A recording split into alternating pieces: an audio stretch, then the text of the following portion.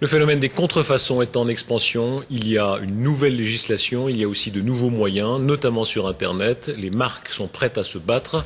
C'est la chasse aux faux stylos Montblanc, aux faux sacs Vuitton. Une guerre commerciale, c'est le grand format du journal. Il est signé Olivier Kohler. Une douanière en civil à l'affût de la valise ou du passager suspect. Plusieurs dizaines de contrôles de routine sont ainsi réalisés chaque jour à Cointrin avec son lot de surprises et de découvertes.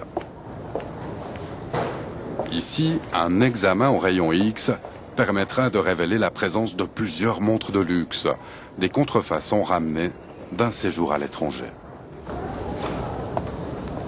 Ah, voilà. Il n'y a pas de facture, pas de certificat. Je suppose que c'est des contrefaçons. Alors qu'en France, le porteur d'une contrefaçon peut risquer une amende de 300 000 € et de 3 ans de prison, le contrevenant suisse risque tout au plus de voir son acquisition détruite. La montre, c'est de toute façon séquestré et détruit.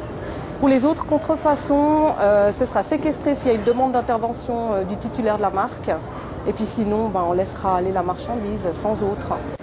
Des contrefaçons dont la qualité et la bienfacture surprennent parfois les experts et les douaniers. Un phénomène en pleine expansion. Depuis 2001, le nombre de cas répertoriés a explosé, passant de 50 à 1176 cas l'an dernier. Des contrôles plus sévères depuis l'entrée en vigueur l'an dernier d'une nouvelle loi plus restrictive, mais surtout le boom des achats sur Internet. On a des fois des téléphones de personnes qui sont étonnés effectivement de recevoir tout à coup une marchandise qu'ils ont commandée aux États-Unis et de voir que le paquet provient de Chine.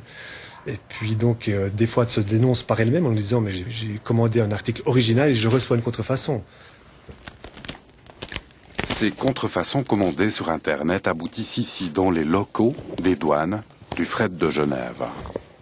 Ce colis de 28 kilos arrive de Chine, comme la plupart des contrefaçons arrivent de Chine.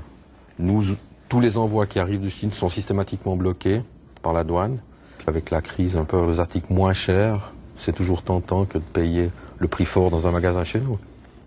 Mais le consommateur peut parfois aussi acheter des contrefaçons au prix fort en pensant acquérir un produit d'origine. Ils sont soignés. Les acteurs ont monté les prix pour faire croire que c'est des vrais et aussi parce qu'ils se sont rendus compte que c'est un marché qui peut rapporter très gros, qui est très lucratif. La contrefaçon ne connaît pas la crise et le contexte économique actuel pourrait bien doper ce secteur florissant dont le chiffre d'affaires annuel est estimé à 200 milliards de dollars.